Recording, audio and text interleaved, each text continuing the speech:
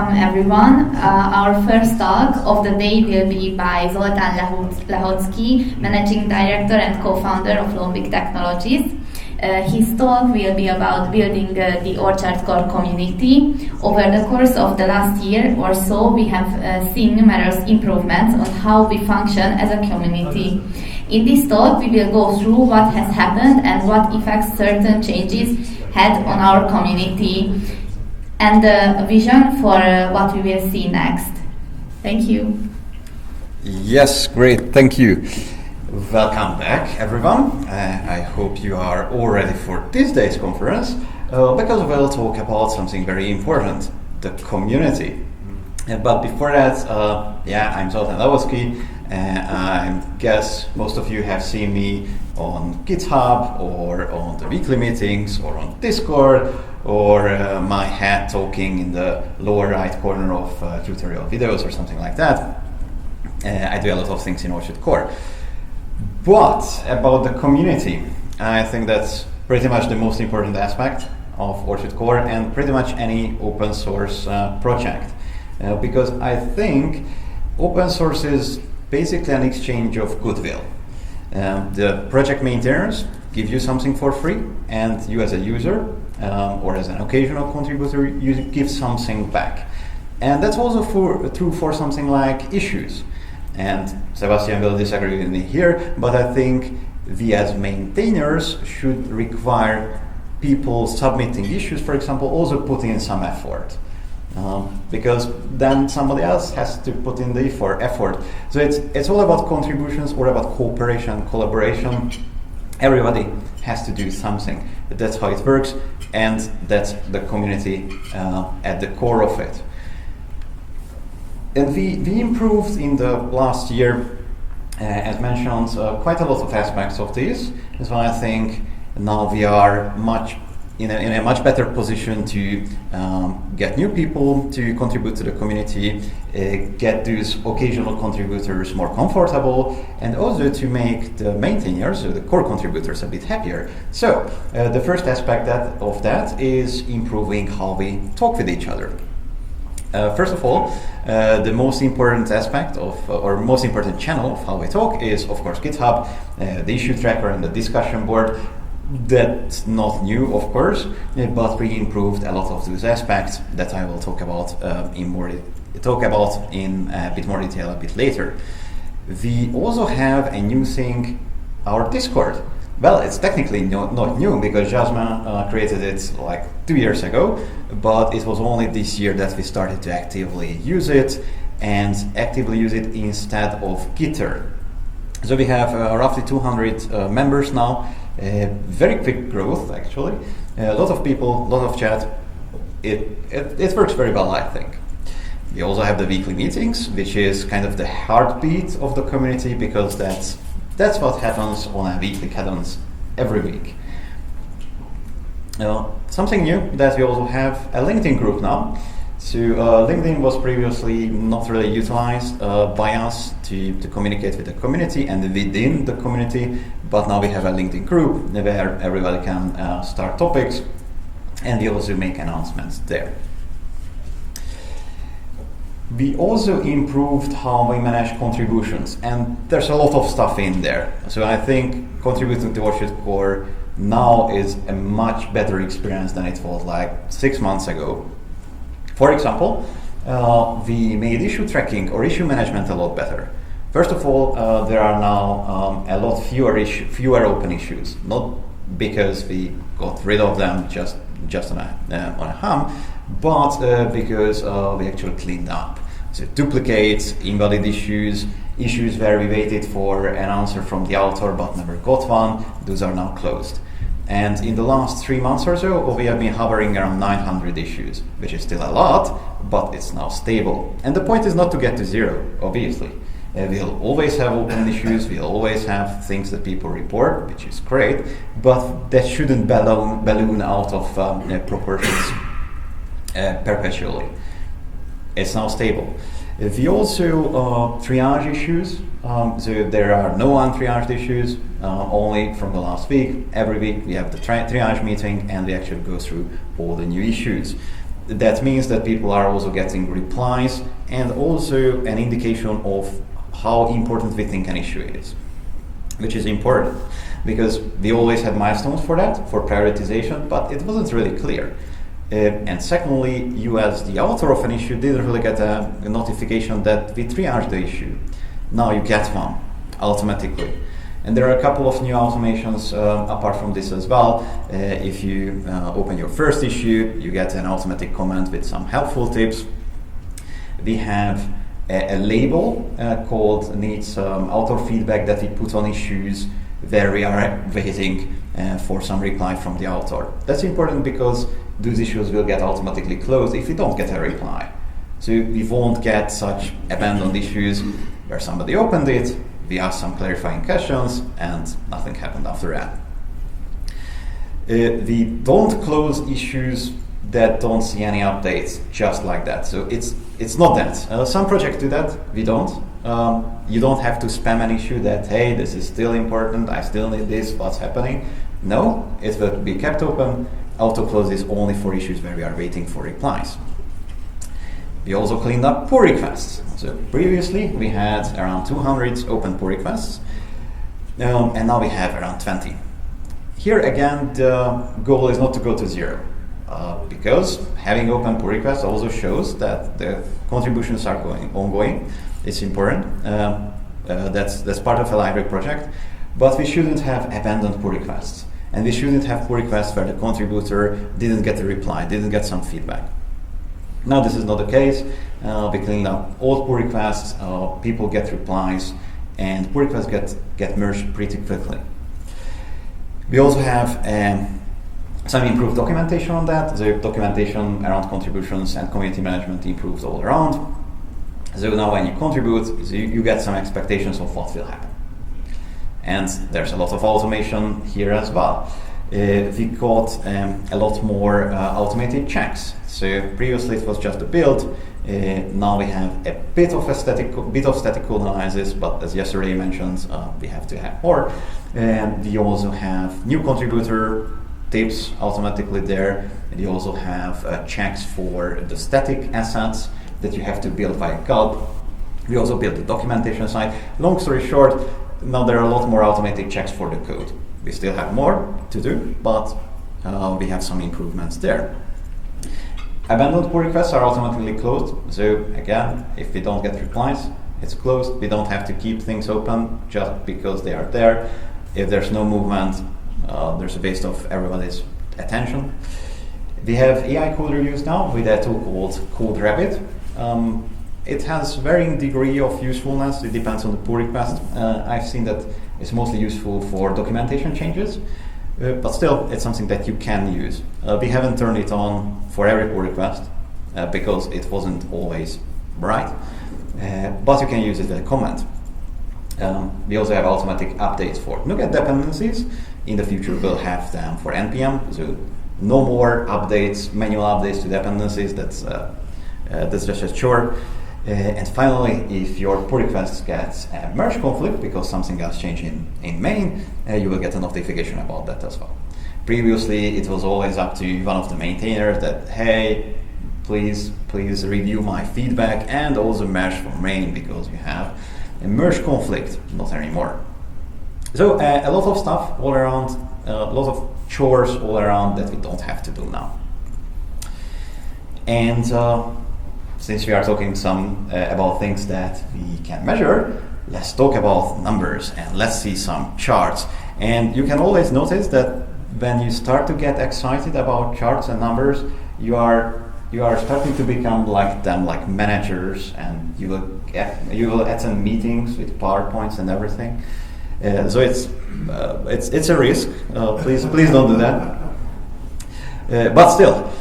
Code contribution charts. This is about commits going to main. So of course, it doesn't tell the whole story. But as you can see, this is a lifetime one. So it starts from 2014 or 2015, January the 1st, 2015, on the left. But on the very right, you see that we are actually gaining some traction. There was a summer slump, as it is every year. But otherwise, contributions are at a sustainable high level and higher than like last year. And this is where our contributors come from. This is lifetime contributions. So North America is pretty out there. Also UK, France, Hungary, Yemen, China, Australia, and New Zealand are the greenest here. So if you want your country to be bolder on this map, please contribute more. And some numbers, because we have seen a chart, now a number. It's always numbers chart. We have also a sustainable rate of commits. So about 2-3 commits a day. That's great, because we are actually talking about commits to main. So those are pull requests being merged. And remember that a pull request is something that somebody probably works on for a month. It's still one commit in this number. We have contributions activity pretty much every single day, also in the issue tracker. So people are opening issues, they vocalize their asks, and pull requests are being opened as well. Yesterday I mentioned that Ocean Core is the most starred, as far as GitHub stars go, project out there among the open source.NET CMS platforms, and this is how it goes up. Just recently we had a little bit of a plateau, but also most recently it's going up again. So there was a little bit of an inflection point. I'm not sure why. And now again, some numbers after charts. We have started using a GitHub action called metrics, or issue metrics, I believe, and it provides some metrics about how issues and pull requests and discussions are replied to and closed and this kind of stuff. And I have to say that this is incredibly awesome, because in Ocean Core, if you open an issue, you get a reply within hours. 3 hours is the median time. So all of these numbers are the medians, which is great. So if you are paying for a product and you get a reply for a support request within 3 hours, that's very good. You have to pay usually a lot to get something sooner, and here you get it for free. So this is like awesome. For pull requests, is even better. This is incredible. Your pull request gets closed within the day. And by closed, I usually mean merged. So not just we close it like, hey, this is done, we don't want to do that. It's very rare that we reject a pull request. Sometimes it does happen, and not every contribution is something that we want to take. And when it comes to the discussion board and the Q&A there, replies are also very quick, and answers are also very quick. So we should be proud, and thank you everyone for taking part in these as well. Yeah. Big standing ovation for everyone. Yeah.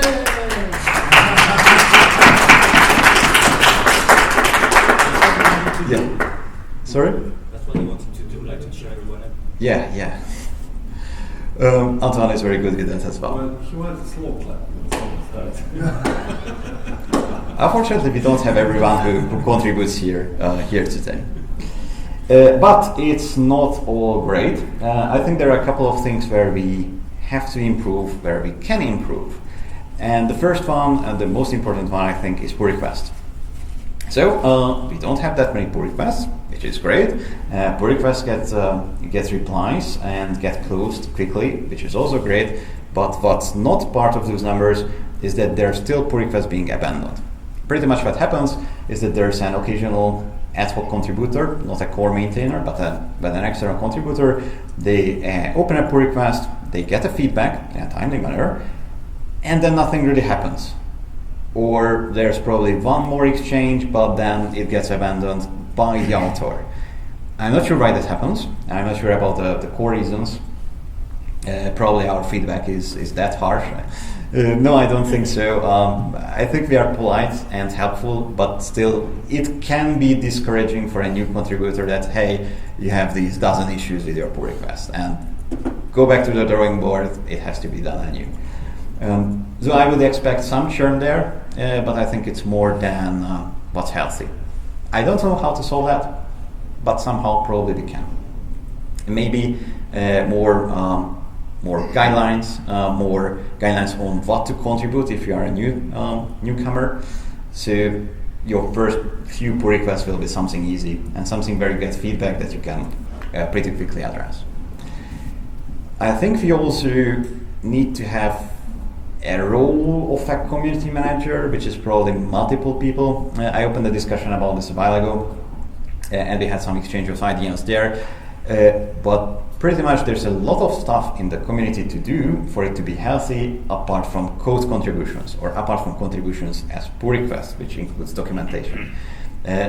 For example, managing the issues, making sure that pull request discussions are replied to, doing outreach, doing evangelization in the wider community, the more people see Orchard, writing documentation, keeping the website up to date, writing articles on other websites so people can flock to Orchard Core, and whatever marketing that I can't think about.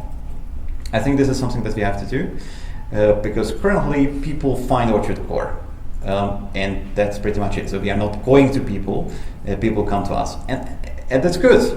That's called inbound marketing, and it's very efficient.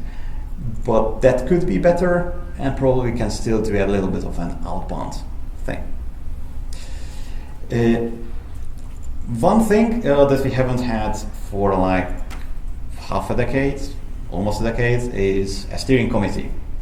If you are too young to remember, we had a steering committee a while back, which was 5 elected community members elected for a year who made decisions. Now, it was very rare that they had to make decisions, but sometimes it does happen. So thinking about small things like, okay, do we want to use this code style or that code style?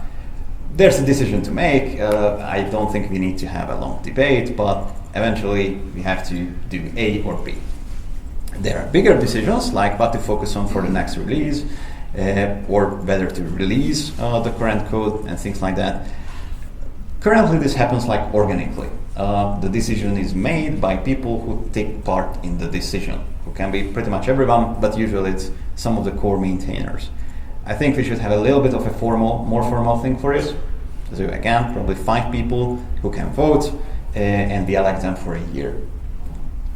And Sebastian, you can be the benevolent dictator again if you like, if you are elected to begin with. No, he doesn't care. Also, we have a .NET Foundation. If you haven't noticed, our relationship with the .NET Foundation wasn't really active lately.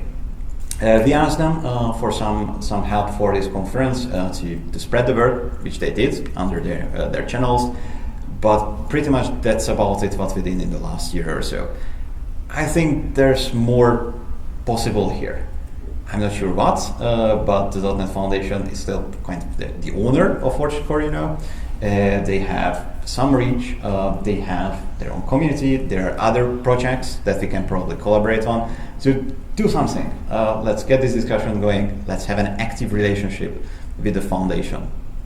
And lastly, as I also mentioned yesterday, I think we should have more automated checks for code contributions, code or documentation contributions. Simply to lift some burden of maintainers for pull requests, and also to enable a quicker feedback turnaround and even quicker run for contributions. Because then you get a green check mark or a red X under the pull request within minutes, and once you fix that, only then is when an actual human needs to take a look. So a couple of things that everyone here can do. Please, if you found something in Orchard, open an issue, and before that, please look if there's an existing issue where you can add more context. That's also useful. So also voice your opinion under existing issues. That does help. We also, when we do contributions or fix issues, we also take a look at all the comments, see what people say, also to see whether there are some ideas that we should follow. Of course, you can also contribute, and everybody can contribute, because you can fix typos. That can be your first contribution. You can write some documentation or fix some outdated documentation. You can do little front-end things. we have actually issues tagged suitable like this. We have issues labeled documentation and good first issue. There are many out there, some of which we can also take a look at the hackathon. Everybody can contribute, whether you are more like a beginner developer or more like a more experienced one. You can also review pull requests. Everyone, not just the core maintainers. You can't merge pull requests if you are not a maintainer, but you can still review it, check whether you think it fixes the bug. If the bug is important for you, you can comment on the code. And finally, you can also go out there, spread the word in your local communities, at your company, at meetups, on your blog, on your social media, everywhere very suitable. So that was it about the community, I think. Thank you very much.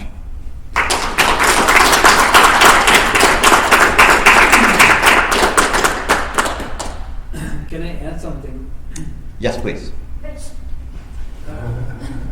So one thing I wanted to add is that, well, first of all, these so many issues were closed thanks to Zoltán. He took it upon himself to go through every single issue that is open, review it, and make a decision whether we need to keep it open or close it. So, and he added a lot of community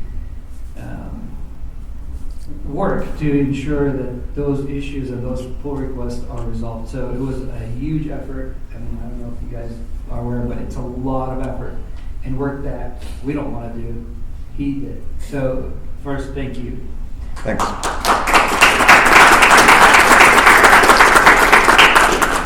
Second thing is that all issues that are listed are not really bugs. They are, it could be ideas, it could be things that we wanted to do, things were just, just added out there just so we can keep track of it. So don't get discouraged by seeing 900 issues. It's not really bugs. Usually bugs, we try to address them as fast as possible. So that's another important thing. And also same thing with pull requests. We only have 28 right now. That doesn't mean we're just ignoring them. There's either we're waiting a feedback or something that we're just trying to finalize. So these are healthy metrics. These are not negative metrics. So I know usually when you look at issues, the term issues that's used in GitHub is kind of misleading. But and then another thing is that if you think you can contribute but you don't know where to start, ask. There's always something to do. If you think you have time, you can also grab one of these issues that have been triaged. Look at it and see if it's something you can take on. If it's something little that you want feedback, I'm sure you pick any of the maintainers and they'll probably provide you some guidance so you can submit pull requests. So that's just thought it's worth mentioning. And one thing about issues, indeed, the different projects have different philosophy about managing issues. What we do, what I think is a good thing, is that we add every idea as an issue, and until it's actually addressed, it's open. So some projects keep a zero issue policy pretty much. If they don't want to address it in the next few weeks, they close it. We don't do that, so that's why we have issues accumulating. But as Mike pointed out, not everything is a bug and not everything is important. So it's important to also check the milestones. What we prioritized as something to fix in the near future is currently 2.1. So those are the important ones for 2.1. 2.x, what we consider important and valid, but something for the farther future. And finally there's backlog, which is everything else, which we won't address anytime soon. And there's a lot of that, but there are still valid ideas and some valid bugs, but something that we'll push down the road because we don't find them that important.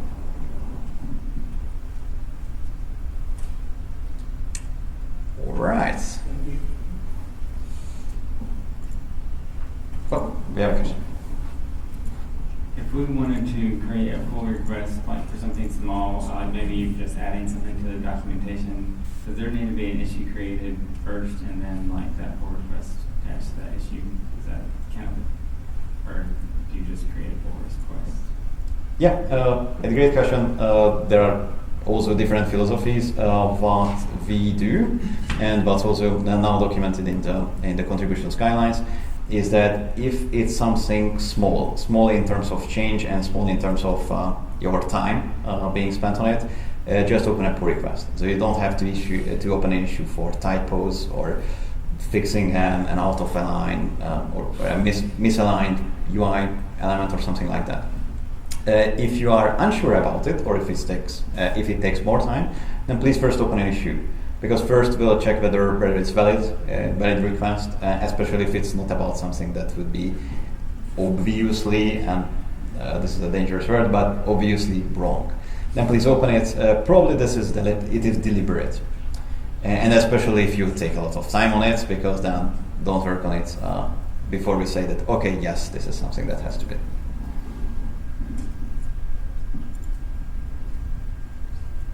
Any other questions, comments?